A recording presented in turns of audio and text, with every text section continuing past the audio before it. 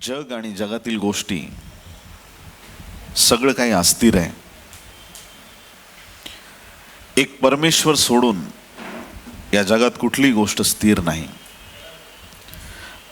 वेळ बदलतो, दिवस बदलतात, ऋतू बदलतात, वार बदलतो, वर्ष बदलतात, माणसं बदलतात, एखादं ठिकाण बदलतं, जागेची नावं बदलतात, अनेक गोष्टी बदलत राहतात. परंतु एकच परमेश्वर आहे जो काल, आज आणि युगानुयुग एकसारखा आहे.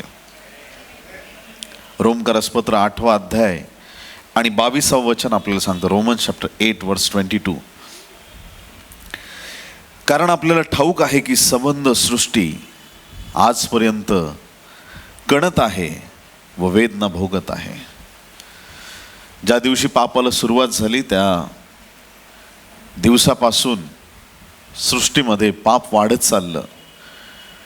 आणि हे वचन एवढं सामर्थ्यवान आहे की त्यातून आपल्याला कळतं की संपूर्ण सृष्टीवरती दुःख आहे, यातना आहेत आणि संपूर्ण पृथ्वी क्लेशमय आहे. या क्लेशमय जगामध्ये परमेश्वराने हस्तक्षेप करून या जगामध्ये त्याची दया प्रस्थापित करण्यासाठी, त्याची कृपा आपल्याला दाखवण्यासाठी, त्याचं सामर्थ्य आम्हाला प्रकट करण्यासाठी येशू ख्रिस्त जगात आला. पण जगाने त्याला ओळखलंच नाही. निर्माणकर्त्याने निर्मितीकडं अवलोकन केलं, त्याने आपलं पाऊल या भूतलावरती ठेवलं. तो आमच्यामध्ये उठला, बसला, आमच्यामध्ये वावरला, आमच्यात तो 33.5 वर्ष राहिला.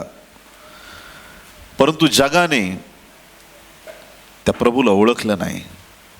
योहान याचा 1ला अध्याय आणि 10वं वचन ज्यावेळेस बायबल शब्दाविषयी सांगतं, तो जिवंत देवाचा पवित्र शब्द साक्षात येशू ख्रिस्त आहे. आणि योहान 1:10 मध्ये बायबल सांगतं, तो जगात होता व जग त्याच्याद्वारे झाले.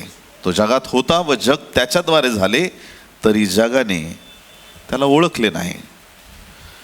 प्रभू कोण आहे? हा देवाचा पुत्र आहे का?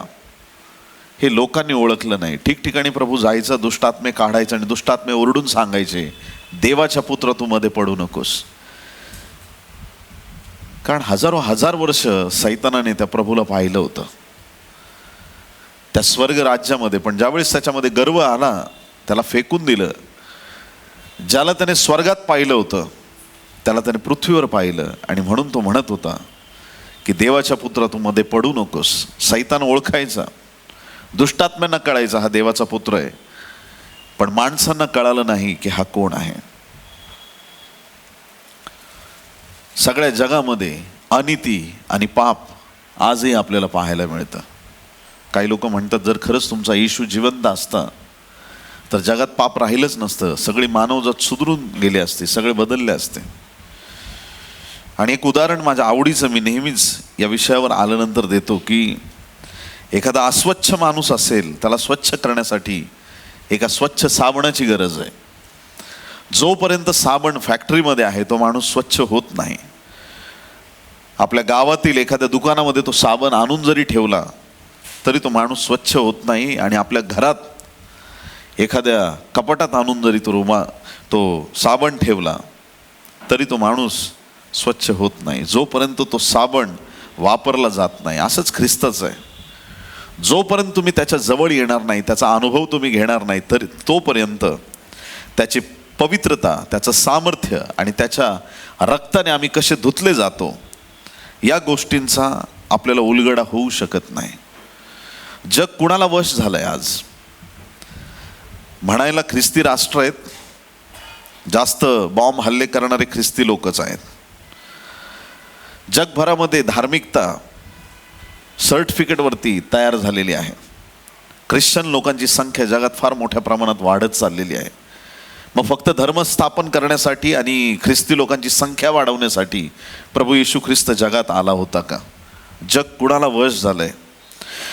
1 योहान 5वा अध्याय आणि 19वा वचन. 1 जॉन चॅप्टर 5 वर्स 19. 1 योहान 5वा अध्याय आणि 19वा वचन. आपण देवापासून आहोत हे आपल्याला ठाऊक आहे आपण देवापासून आहोत हे आपल्याला ठाऊक आहे. सगळे जग त्या दुष्टाला वश झाले आहे. सगळे जग त्या दुष्टाला वश झाले आहे. जे खरंच देवाला भिवून वागतात, सत्यतेने चालतात, त्यांना ठाऊक आहे की आम्ही देवापासून आहोत, आम्ही देवाचे आहोत. परंतु बायबल सांगतं की या जगात असे अनेक लोक आहेत की जे फक्त दिखाव्याचं जीवन जगतायत. ते फक्त जगाला दाखवण्यासाठी ख्रिस्ती आहेत, गुप्त रीतीने पापात अडकलेले आहेत, देवाशी गद्दारी करणारे आहेत, देवाच्या सानिध्यात असल्याचा दिखावा करून देवापासून त्यांची मनं भरकटलेली आहेत. आणि म्हणून बायबल सांगतं की जग त्या दुष्टाला वश झालेले आहे. शुभ्र वस्त्र घातले किंवा फार थाटामाटात मिरवलं, मी धार्मिक आहे, मी प्रार्थना करणार आहे, उपास प्रार्थनेचे मोठे मोठे पोस्टर लावले, गोरगरिबांना दान धर्म देताना फेसबुकवरती फोटो टाकले, जगाला दिखावा केला, याचा अर्थ असा नाही की मनुष्य धार्मिक झालाय. माणसाने तुम्हाला धार्मिक म्हणावं म्हणून जर तुमची धार्मिकता असेल, जगाने तुमची स्तुती करावं आणि जगाने तुम्हाला डोक्यावर घ्यावं म्हणून जर तुमची धार्मिकता असेल, तर गुप्तदर्शी पित्याला हे अजिबात आवडत नाही. आणि गुप्त रीतीनं तुम्ही देवाशी कनेक्टेड नाही, तर तुम्ही सैतानाशी कनेक्टेड झालेला आहात असं बायबल सांगतं. आणि सगळे जग त्या दुष्टाला वश झाले आहे. का बरं प्रभू येशू ख्रिस्त एवढा खिन्न होऊन मंडळीला विचारतो की ज्यावेळेस मी येईल तेव्हा मला विश्वास आढळेल काय? म्हणजे किती लोक जाणार अशा स्वर्गामध्ये, किती लोक सत्यतेने प्रभूला रोज विचारतात की प्रभू मी तुझ्यासाठी काय करू, कुठली गोष्ट आहे आज मला सांग, मी ती तुझ्यासाठी सोडायला तयार आहे. किती लोक प्रभूकडे प्रार्थना करतायत की प्रभू मला खरंच सत्य जीवनक्रम पाहिजे. किती लोक विचारतात परमेश्वराला रोज सकाळी उठल्यानंतर की हे परमेश्वरा आज तुझा संकल्प माझ्यासाठी काय आहे. इथं पाळकाने लोकांना ओढून ओढून मंडळीत आणायचं, लोकांना डोक्यावर घ्यायचं, त्यांच्या पुढं करत राहायचं आणि मंडळीने भलतीकडे पळत राहायचं. लोक पापातच पडत राहतील, लोक दुसरीकडेच जातील. पण केव्हा आम्हाला कळणार आहे की आम्हाला प्रभूने बोलवलंय, सेवकाने नाही? कधी आम्हाला कळणार आहे की परमेश्वराची नजर आमच्याकडे लागलेली आहे? आपण त्या याकोबासारखं करत आहोत का आपल्या बापाला फसवण्याचा प्रयत्न? कुठली गोष्ट अशी आहे की ज्यामुळे आम्ही देवापासून दूर चाललेलो आहोत? खरे धार्मिक, सात्विक आणि 100% सत्यतेने जगणारे लोक या विश्वामध्ये कमी आहेत. आज आम्हाला हे शब्द ऐकायला आवडतं की प्रभू तुमचं कल्याण करणार आहे. आज आम्हाला हे शब्द ऐकायला आवडतात की प्रभू पुढच्या महिन्यात तुला नवीन मर्सिडीज देणार आहे, तुला बंगला देणार आहे. त्या गोष्टी तुमच्या पायाजवळ येणार आहेत. पण ह्या गोष्टींच्या मागं लागून तुम्ही आध्यात्मिक गोष्टींपासून दूर जर झालेले असाल तर न्यायाच्या दिवशी फार कठीण जाणार आहे. हा संदेश वगळता येत नाही, रद्द करता येत नाही. संपूर्ण सृष्टी, संपूर्ण जग दुष्टाला वश झाले. दुष्ट म्हणजे सैतानाला वश झालेले आहे. आणि म्हणून देवाच्या प्रिय लोकांनो, ती दुष्टता, त्या वाईट गोष्टी देवाच्या राज्यातही शिरण्यासाठी कमीपणा दाखवत नाहीयेत. आज अनेक संदेश, अनेक प्रार्थना, अनेक ठिकाणं, पण त्या खरंच सगळ्या गोष्टींनी देव आपल्याला स्वर्गात आनंद होत आहे का? हा प्रश्न आपल्या समोर पडला पाहिजे. मी जे जीवन जगतोय ते खरंच 100% माझ्या देवाला आवडणार आहे का? मी कुणाला आनंदी करतोय किंवा मी सेवा जी करतोय त्याने खरंच परमेश्वर स्वर्गामध्ये विराजमान असणारा तो आमच्याविषयी संतुष्ट आहे का? कुठली गोष्ट आहे जी परमेश्वराला आमच्या जीवनाकडून अपेक्षित आहे, ती गोष्ट आम्ही आमच्या जीवनातून करत आहोत का? आम्ही जगाला फसवू शकतो, पण जो गुप्तदर्शी पिता आहे त्याला फसवणं आम्हाला शक्य नाही. आणि म्हणून आज या जगामध्ये सगळ्या गोष्टी बदलतात. आणि म्हणून आजचा वचनाचा विषय आहे की सत्ता बदलत राहतात. किती लोक आमेन म्हणणार त्या गोष्टीला? सत्ता येतात आणि सत्ता जातात, पण एक सत्ता अशी जगावरती येणार आहे जी कधीच बदलली जाणार नाही. सगळं काही बदलतं, सगळ्या गोष्टी जुन्याच्या नव्या होतात, नव्याच्या जुन्या होतात. प्रत्येक गोष्टीमध्ये जगात तुम्हाला एक बदल पाहायला मिळेल. आज जे आहे उद्या ते नसणार कदाचित. आज ज्या गोष्टी अस्तित्वात नाहीत कदाचित त्या उद्या अस्तित्वात येतील. परंतु या जगाचा हा नियम आहे की जग हे नेहमी बदलत राहतं. पूर्वीच्या जर लोकांना तुम्ही विचारलं की तुमचं लग्न कसं झालं, ते तुम्हाला सांगतील 15 पैसे, 20 पैसे, 10 पैसे आमचं लग्न झालं, 2 रुपये, 4 रुपयात आमचं लग्न झालं. दिवस बदलले. आता 2 रुपये 4 रुपयामध्ये एक वेळचं जेवण पण येऊ शकत नाही, एक घास पण येणार नाही. जग बदलत आहे प्रियांनो. जसं जग बदलत आहे तसं लक्षात ठेवा, दानिएलाच्या 2ऱ्या अध्यायामध्ये एक सुंदर रीतीनं परमेश्वराने स्वप्नाद्वारे नबुकदनेस्सर राजाची भेट घेतली होती. अख्ख्या बाबेल परगण्यामध्ये, पूर्ण बाबेलमध्ये फरमान काढलं की कोण राजाच्या स्वप्नाचा अर्थ सांगेल. बरेच लोक आले, पण राजा म्हटला मला नुसतं स्वप्नाचा अर्थ नको, पण मला माझं स्वप्न पण सांगा आणि त्याचा अर्थ पण सांगा. आता एवढा कुणी तज्ज्ञ आणि देवाजवळचा माणूस नव्हताच तिथं दानिएलाशिवाय. दानिएल जाऊन राजापुढं उभा राहिला आणि राजाला त्याने सर्व काही गोष्टी विदित केल्या ज्या पवित्र आत्म्याने त्याला प्रकट केल्या होत्या. दानिएलाचं पुस्तक एक असं पुस्तक आहे जिथं सत्ता बदलत राहतात असं आपल्याला पाहायला मिळतं. दानिएल 2रा अध्याय 21वं वचन आपण वाचूया. दानिएल 2 आणि 21. तोच प्रसंग व समय बदलतो.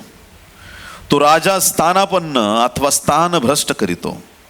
तो ज्ञानास ज्ञान देतो व बुद्धिमानास बुद्धी देतो. तोच परमेश्वर आहे जो प्रसंग आणि समय बदलणारा परमेश्वर आहे. कुणी या जगात असं म्हणू शकणार नाही मी ज्या स्थानी तिथंच आयुष्यभर राहणार आहे. लक्षात ठेवा, परमेश्वर प्रसंग आणि समय बदलणारा देव आहे. राजाला स्थानापन्न करणं म्हणजे एखाद्या ठिकाणी त्याला बसवणं किंवा तिथून त्याला हाकलणं हे सर्वस्वी परमेश्वराच्या हाती आहे. ज्या ज्या वेळेस ज्या ज्या समयामध्ये इस्रायल लोकांनी पाप केलंय, संकटात सापडलेत ते, आणि ज्या ज्या वेळेस त्यांनी देवाची आराधना केली खऱ्या मनाने, त्या त्या वेळेस दुष्टांचा नाश झालेला आपण पाहतो. दानिएल याचा 5वा अध्याय, हा पूर्ण अध्याय सुंदर घटनेवर आधारित आहे. दानिएल अध्याय 5वा, शीर्षक दिले भिंतीवरील लिखाण. 1 आणि 2 वचन आपल्यासाठी वाचतो. बेलशस्सर राजाने आपल्या 1000 सरदारास मोठी मेजवानी केली. त्या हजारांसमक्ष तो द्राक्षरस प्याला. हजारांसमक्ष द्राक्षरस प्याला. द्राक्षरसाचे सेवन करीत असता बेलशस्सराने हुकूम केला की माझा बाप नबुकदनेस्सर याने यरूशलेमेतील मंदिरातून जी सोन्या रुपयाची पात्रे आणली आहेत ती घेऊन या, म्हणजे मी, माझे सरदार, माझ्या पत्नी व उपपत्नी यास त्यातून द्राक्षरस पिता येईल. यरूशलेमेतलं जे मंदिर होतं, शल्मोनाचं मंदिर, शल्मोनाने बांधलेलं मंदिर, भव्य दिव्य मंदिर, देवाच्या उपस्थितीने भरलेलं मंदिर. आता हे इस्रायल लोक अस्थिर झाले, देवाला सोडलं, नको त्या गोष्टींच्या मागे लागले, आणि मग काय, परमेश्वराचा वरद हस्त त्यांच्यावरून हटला. आणि जशी देवाची उपस्थिती हटली त्यांच्यावरून, बाबेलचा राजा नबुकदनेस्सर याने आक्रमण केलं इस्रायलवरती. यरूशलेमेतलं जे मंदिराचं वैभव होतं आणि तिथं सगळे सोन्या चांदीचे जेवढे पात्र होते ते सगळे लुटून आणले. अनेक लोकांना गुलाम करून त्याने नेलं, मंदिर तोडून टाकलं, पाडून टाकलं मंदिर. आणि मग ज्या वेळेस ही पात्र त्याने आणून स्टोर करून ठेवली, त्याच्या काळानंतर, नबुकदनेस्सर नंतर त्याचा मुलगा बेलशस्सर याने एक दिवशी दारू पिऊन, मद्य पिऊन, द्राक्षरस पिऊन हुकूम केला, जा ती मंदिरातली जी पात्र होती माझ्या बापाने लुटून आणली होती ती सगळी पात्र घेऊन या, सोन्या चांदीची पात्र घेऊन या, त्याच्यामध्ये आपण आज द्राक्षरस पिणार आहोत. हुकूम राजाचाच होता, तो ऐकायला तर लागणारच. कारण आजकाल राजे कधीही काहीही नियम काढू शकतात आणि ते नियम ऐकणं गरजेचं असतं, कारण की नियम राजाचा आहे. या राजाने नियम काढला, या राजाने आपल्या लोकांना त्याने सांगितलं की सगळी लुटलेली पात्र घेऊन या. आता ऐकणारे पण बिचारे ते काय करणार, राजा पुढं कसं जाता येईल. गेले ते, त्यांनी सगळे पात्र त्यांनी घेऊन आले. आणि ज्या वेळेस ते पात्र सगळे घेऊन आले, त्यांचे सरदार, पत्नी, उपपत्नी सगळ्यांनी देवाच्या मंदिरातील पात्रांमध्ये ते द्राक्षरस पिले. आता वास्तविक पाहता ह्या घटनेकडे पाहिलं तर एखादा दारू पिणारा व्यक्ती तुम्ही डोळ्यासमोर आणू शकता. त्याला जर तुम्ही विचारलं काल रात्री तुम्ही खूप गोंधळ केला, तो म्हणतो मी नशेत होतो, मला काही कळालंच नाही मी काय केलं ते. काल तुम्ही फारच चिडले होतात, नाही काय नाही मला माफ करा बोलतो. दुसऱ्या दिवशी तो उतरल्यावर माफी मागतो आणि तो म्हणतो की मी नाही केलं ते, माझ्या नशेने केलं, मला माफ करा, चुकून झालं. ॲक्सिडेंट्स होतात नशेत, गडबडी होतात सगळ्या नशेमध्ये. तसंच हा राजा अशा एका स्थितीत गेलेला आहे की तो विसरला तो काय करतोय, त्याला कळेना. आणि ज्या वेळेस त्याने तो द्राक्षरस पिलेला आहे, त्याच्या लोकांना पण तो द्राक्षरस त्याने दिला, पण कुठल्या पात्रांमध्ये, कुठल्या भांड्यांमध्ये? जे पात्र देवाच्या मंदिरामध्ये पवित्र कामासाठी वापरले जात होते. देवाच्या पात्रांचा त्याने गैरवापर केला आणि त्यामुळे त्या रात्री काय झालं, भिंतीवरती ओलावा होता आणि त्या ओलाव्यावरती अचानक एक हात प्रकट झाला आणि त्या हाताने येऊन काहीतरी वेगळ्याच भाषेत काहीतरी लिहिला आणि हात डिसॅपिअर झाला. हात डिसॅपिअर झाला म्हणजे दिसेना असं झालं नंतर हात, पण ते लिखाण मात्र तसंच राहिलं. आता अचानक तुम्ही भिंतीकडे बघताय आणि तुम्हाला मध्येच फक्त हाताचा पंजा दिसतोय. तो पंजा नाही, हा वेगळा पंजा आहे. हाताने काहीतरी भिंतीवरती सगळं लिहिलंय आणि हात गायब झालाय. सगळे घाबरले, हे काय असेल.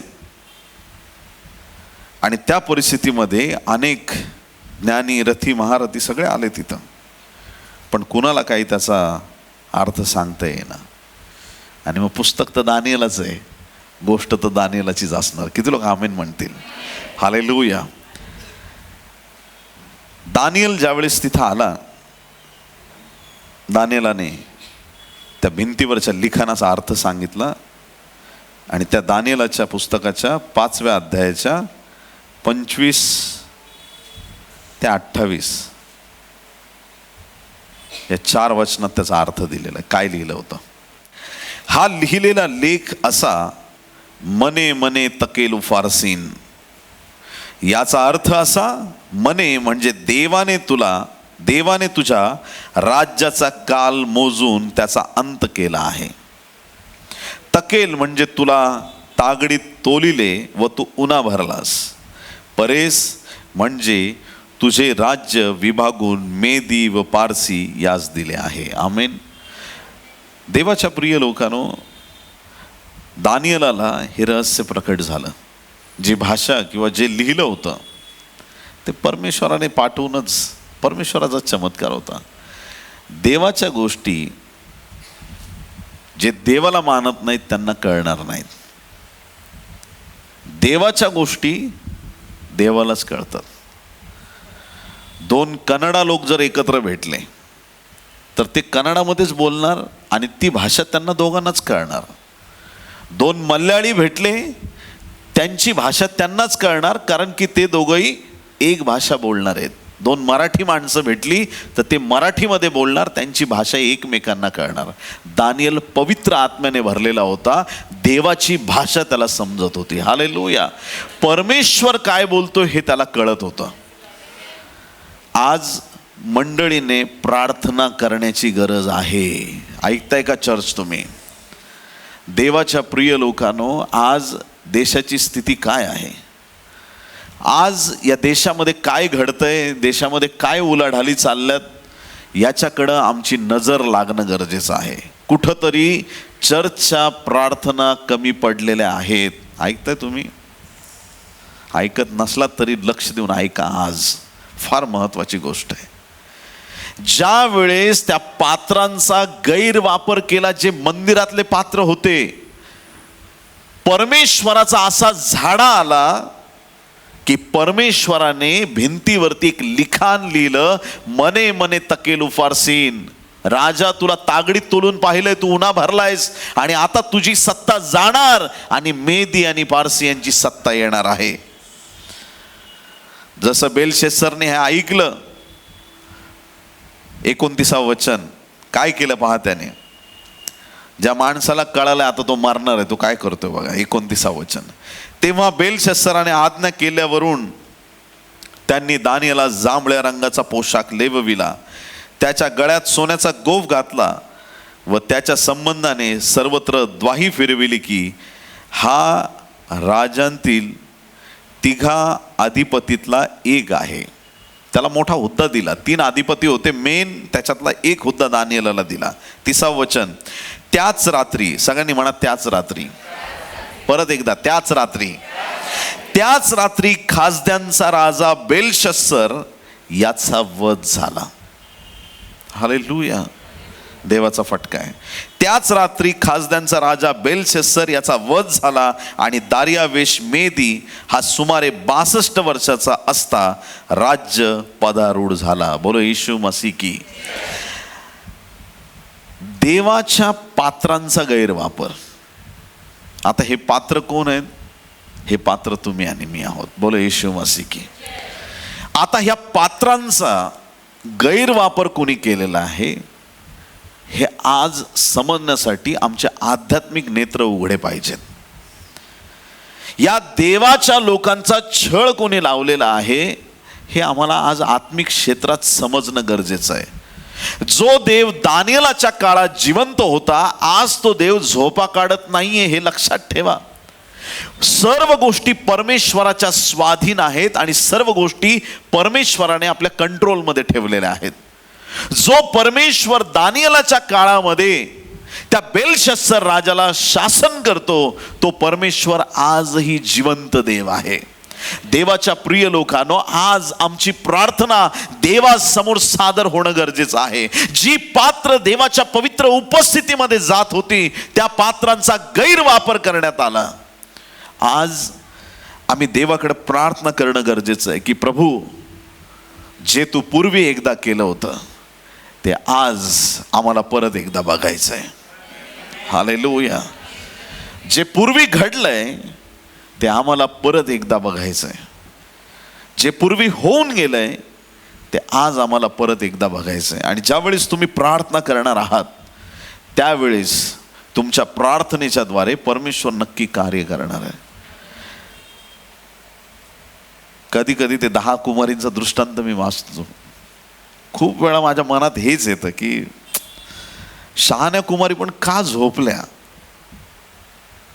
वराबरोबर गेल्या, त्या जाग्या होऊन परत आत गेल्या, पण का झोपल्या? त्या का झोपल्या?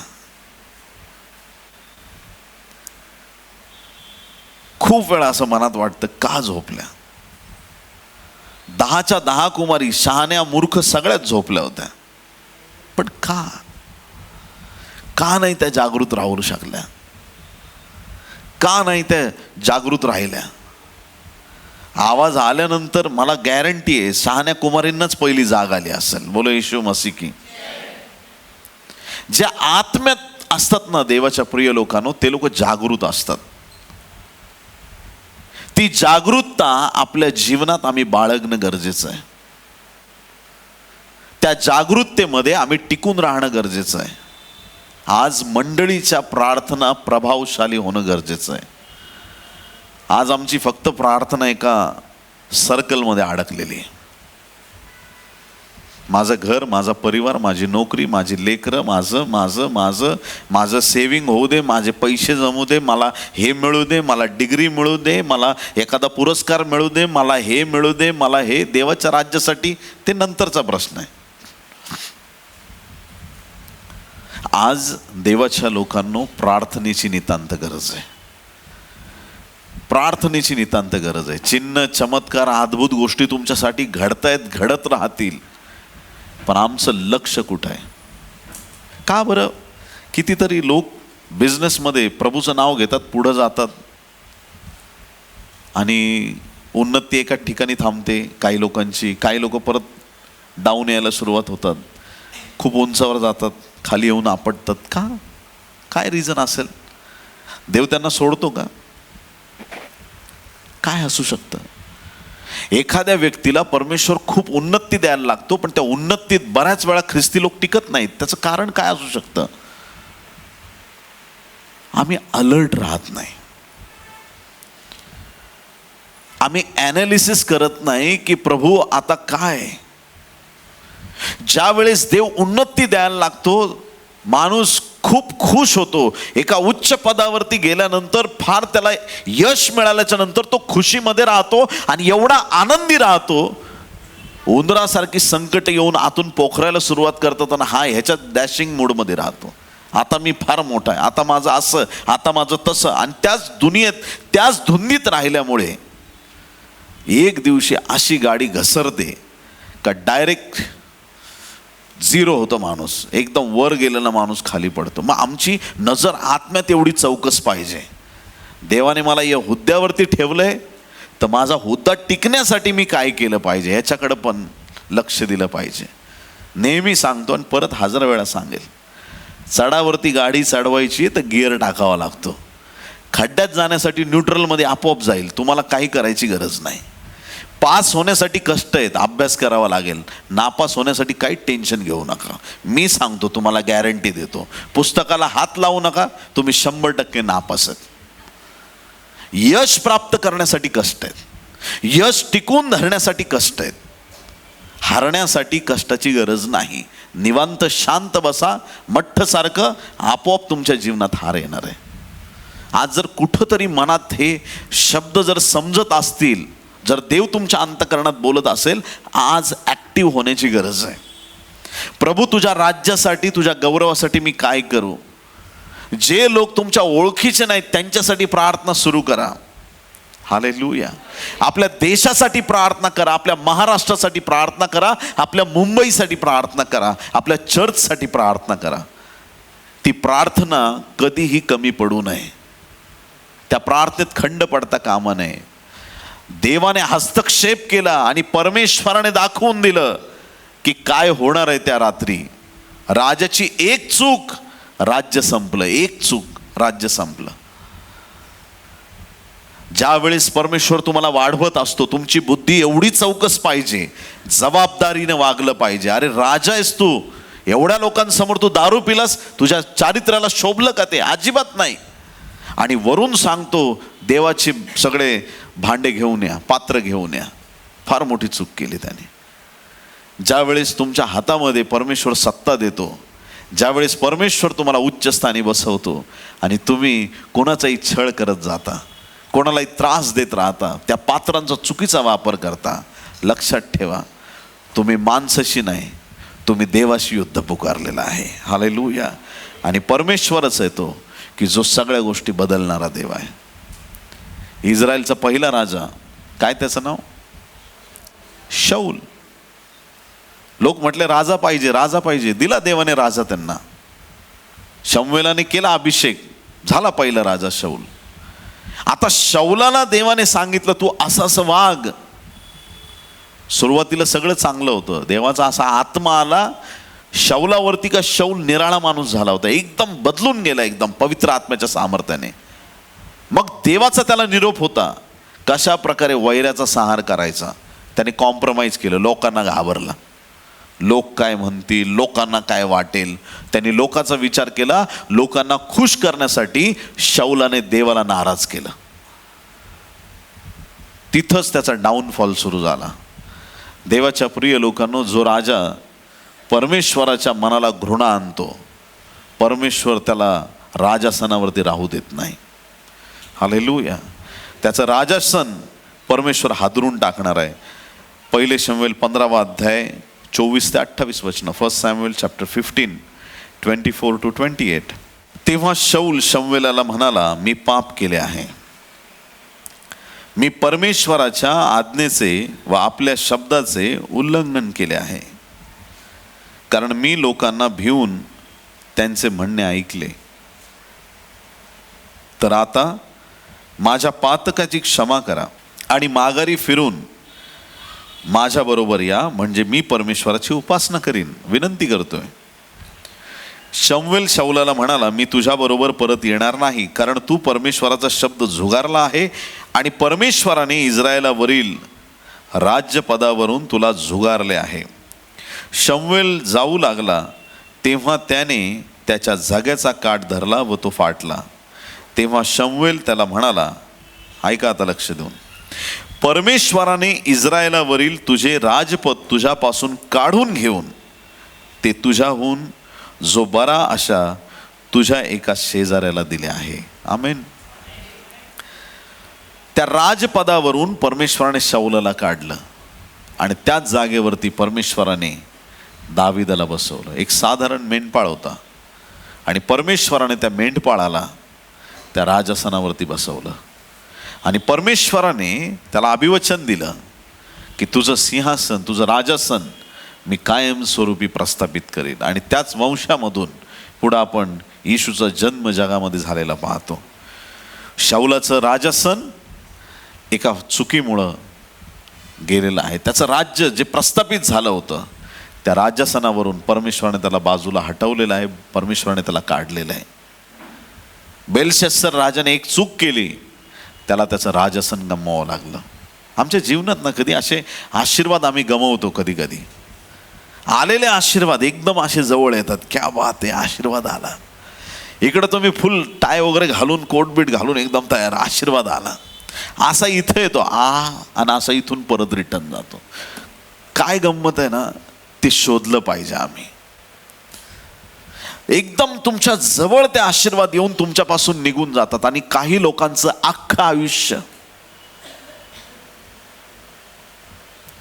10-10, 20-20 वर्षे एकच गोष्ट मागण्यात जातात. काय रिझन असेल? देवाला ऐकायला येत नाही.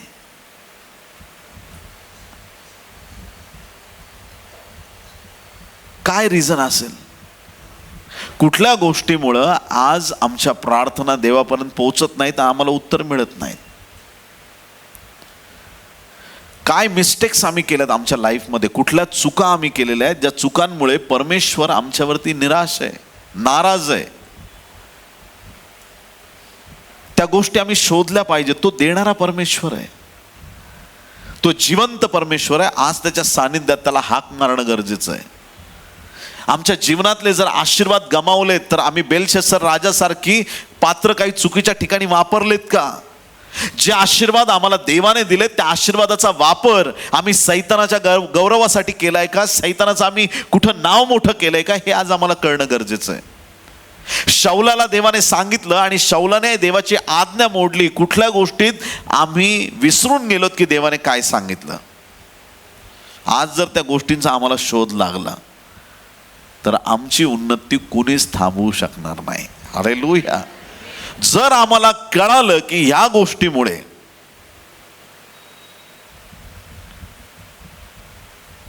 पाण्याची बकेट तुम्ही पाण्याने भरताय, नळाखाली लावली आणि तुम्ही 1 तास बकेट ठेवली पण ती भरत नाही, काय असेल कारण? पाणी इनविजिबल आहे. नाही, खरं पाणी आहे. बादलीला काहीतरी छिद्र असू शकतं. असंच आशीर्वादांचं आहे. कुठून संधी दिली आमचे अॅनॉयटिंग मिस व्हायला? कुठून संधी दिली आहे की आमच्या आशीर्वाद आमच्या जीवनात टिकून राहत नाहीत? कुठून संधी मिळाली आहे सैतानाला की ज्याच्यामुळे आमच्या जीवनातले आशीर्वाद स्थिर आमच्यावरती टिकून राहत नाहीत? येशू ख्रिस्ताची ती 3.5 वर्षाची सेवा एक आयडियल सेवा आहे आमच्या डोळ्यासमोर. देवदूत येऊन त्याची सेवा करायची, चिन्ह चमत्कार करायचा. पैसे कमी पडले तर जा, हे घे, गळ टाक, पहिला मासे येईल त्याच्या तोंडातून कॉईन काढ, आपलं दोघांचं टॅक्स भर. काय मिनिस्ट्री आहे,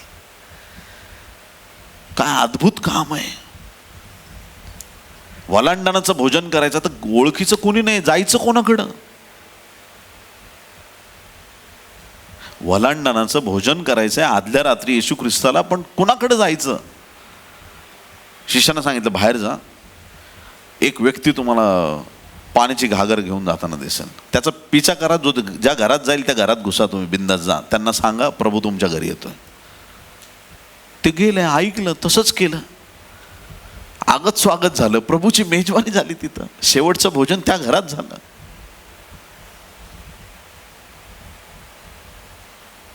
हे प्रॉफिटिक डायरेक्शन कळण्यासाठी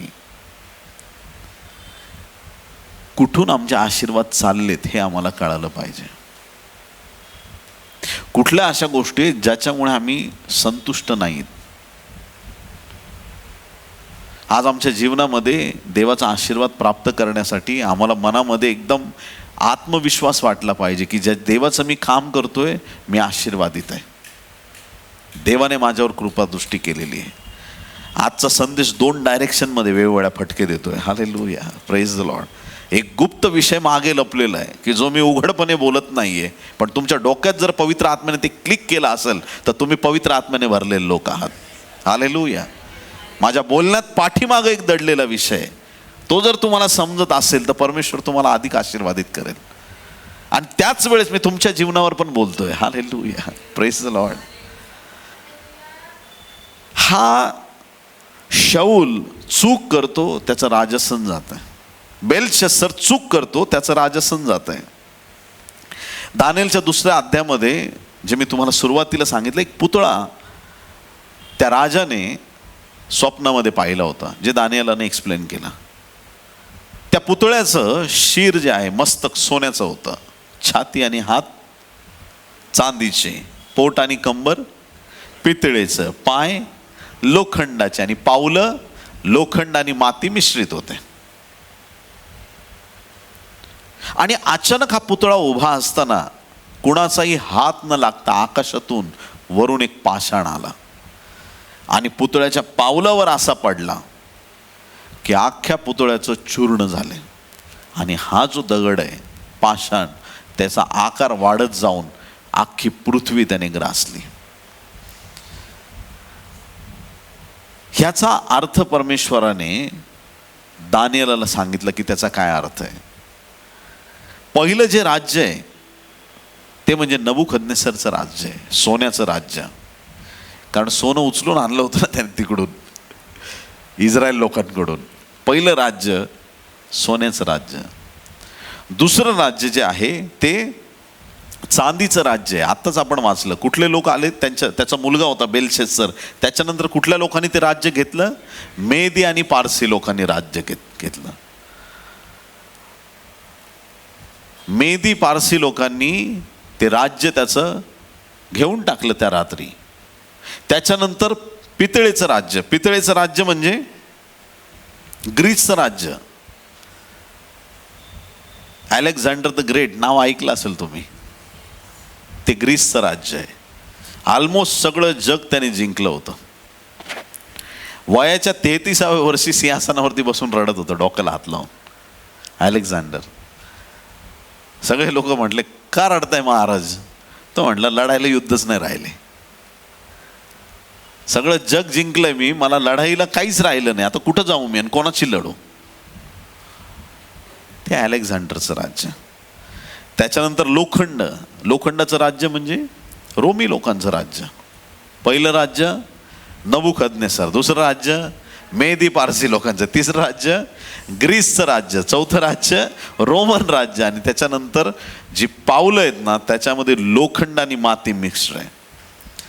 आज सगळ्या जगाची ही स्थिती आहे. मिक्स राज्य चाललंय, युतीमध्ये राज्य चाललंय. हालेलुया. सगळ्या जगात ती स्थिती आहे, मिश्र राज्य आहे. लोखंड नुसतंच असेल तर ते मजबूत असतं, पण त्याच्यात एकदा माती मिक्स केली ना मग ते काय पक्क राहत नाही तेवढं. असं राज्य ह्या शेवटच्या काळामध्ये. आज तुम्हाला दिसतंय ही सत्ता आहे, ती सत्ता आहे, हे राजे ते राजे, जगात कुठेही बघा, आणि लगेच न्यूज बदलतात, तो गेला हा आला. जगातल्या सत्ता बदलत राहतात प्रियांनो, आणि ते बदलणं सर्वस्वी परमेश्वराच्या हाती आहे.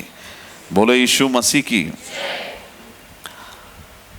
सरते शेवटी जो धोंडा त्या पावलांवरती पडला आणि त्याने सगळं जग व्यापून टाकलं, तो खडक कोण आहे? 1 कोरिंथ 10 अध्याय 4 वचन. आणि ते सर्व तेच आध्यात्मिक पाणी प्याले, कारण ते आपल्या मागे चालणाऱ्या आध्यात्मिक खडकातून पीत होते. तो खडक तर ख्रिस्त होता. या गोष्टींविषयी तुम्ही अजाण असावे अशी माझी इच्छा नाही. खडकातून ज्या पाणी दिलं परमेश्वराने इस्रायल लोकांना, तो संदर्भ इथं आहे. आणि हा खडकसुद्धा जो पाषाण त्याने सगळं जग व्यापलं, ते परमेश्वराचं राज्य आहे. एक असं राज्य येत आहे प्रियांनो, की ते राज्य कधीही संपणार नाही आणि ते परमेश्वराचं राज्य आहे. त्या परमेश्वराच्या राज्याचे तुम्ही आणि मी वारसदार आहोत. त्या सार्वकालिक राज्यामध्ये तुम्ही आणि मी 1000 वर्ष या जगावरती राज्य करणार आहोत. 1000 वर्षाचं ते राज्य जवळ येऊन ठेपलेलं आहे. म्हणून आज कुठल्याही गोष्टीने आम्ही अस्थिर न होता देवाच्या लोकांनी एकदम स्थिरतेने प्रार्थना केली पाहिजे. आपले लोक कधी प्रार्थना करतील? इलेक्शनचे रिझल्ट लागल्याच्या नंतर. आता आम्हाला वाचव द्यावा, आता आम्ही मरायला लागलोय, आता हे आले, आता ते आले, आता असं झालं, आता ते भडकलेत, आता ह्याला जेलमध्ये टाकलं, त्याला मारलं, त्याला धोपटलं तिकडं, ते चर्च पाडलं, हे झालं. हे कधी प्रार्थना करणार चर्च? रिझल्ट लागल्याच्या नंतर. आज मंडळी झोपलेली आहे का? मंडळीने जागृत होण्याची वेळ आहे. आजच आम्ही देवाकडे प्रार्थना केली पाहिजे. तुला घाबरणारे आणि ज्यांना भ्रष्टाचार चालत नाही असे लोक या निवडणुकीमध्ये परमेश्वरा तू यशस्वी कर. हालेलुया. कुठल्याही पक्षाचं नाव घेऊ नका, आकाशातल्या पण नका आणि ह्या इलेक्शनमधल्या पण नका. हालेलुया. कुठल्या पक्षाचं नाव घेऊ नका, कुठल्या नेत्याचं नाव घेऊ नका, पण देवाला एक प्रार्थना करू शकता आणि ती प्रार्थना हीच आमची असली पाहिजे, तू सत्ता बदलणारा देव आहेस आणि अशी सत्ता या देशामध्ये येऊ दे की ज्याच्यामध्ये प्रत्येक भारताचा नागरिक मोकळ्या मनाने देवाचं काम करू शकेल. मोकळ्या मनाने ज्याला जे वाटतं त्या गोष्टी, आम्हाला, आपण स्वतंत्र देशाचे नागरिक आहोत, आम्हाला जे परमेश्वर दाखवेल त्या गोष्टी करण्याची मुभा मिळाली पाहिजे. हालेलुया. आज ही मंडळीची प्रार्थना असणं गरजेचं आहे. देवाच्या प्रिय लोकांनो, आजपासून निकालाच्या दिवसापर्यंत रोज सकाळी उठल्याबरोबर पहिली प्रार्थना करा. आमेन. हालेलुया. रोज झोपेतून उठल्याबरोबर पहिली प्रार्थना, देवा हे इलेक्शन आम्ही तुझ्या हाती देतो. जर काही EVM मध्ये फॉल्ट असेल असू द्या, पण देवाच्या सामर्थ्यात फॉल्ट असू शकत नाही. हालेलुया. जरी एखाद्याने काही करप्शनने काही गडबड करायची प्रयत्न केली, पण देवाच्या हाताने कधीच गडबड होत नाही. हालेलुया. तो परमेश्वर असा देव आहे की तो एका क्षणात गोष्टी बदलतो.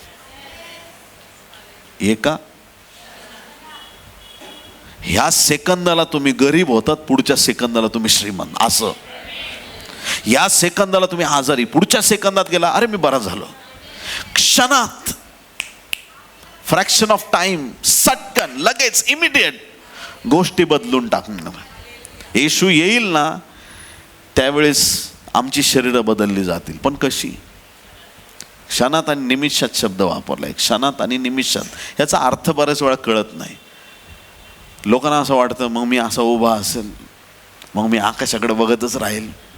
अरे बाबा ये ना देवदूता खाली लवकर, याला उचललं त्याला उचललं, ये बाबा लवकर. खूप नंबर लागलेत ना किती लोकांचे. मग तो येईल, मग मी हळूहळू, मग माझं परिवर्तन होईल आणि मग माझ्यावर प्रकाश आणि मग मी एकदम काहीतरी चेंज. असं नाही. आकाशात वीज कशी चमकते सात, तसं मनुष्याच्या पुत्राचं येणं होईल. असं कळणार नाही कोणाला. आता प्रभू आलाय, आता मला बदलायचंय आणि मग मी आता उचललं जाणार आहे. एकदम क्विक होणार. असं एकदम क्विक. एखाद्या ठिकाणी तुम्ही गर्दी करून जरी असाल, एखाद्याचं लग्न असेल, सगळं छान चाललंय, आता मुलगी मुलाला हार घालील आणि हार घालायला गेली, हारच खाली पडला, मुलगा गेला रॅप्चरमध्ये. असं आहे ते. क्षणात आणि निमिषात आपण बदलून जाणार आहोत. ही देवाचं सामर्थ्य आहे, ही देवाची दया, देवाची कृपा आहे. ते काम देवाला करायचं आहे प्रियांनो. देवाने आजपर्यंत जे मला सांगितलं नाही, मी ते बोलण्याचं कधीच धाडस केलं नाही. ऐकताय तुम्ही चर्च? जर देव माझ्याशी बोलला तरच ते प्रॉफिटिक वर्ड मी बाहेर काढलेत मुखातून. मी भविष्यवाण्या करायची मला हौस नाही. हालेलुया. मला एक हौस आहे, हे सांगत राहणार आहे. हालेलुया.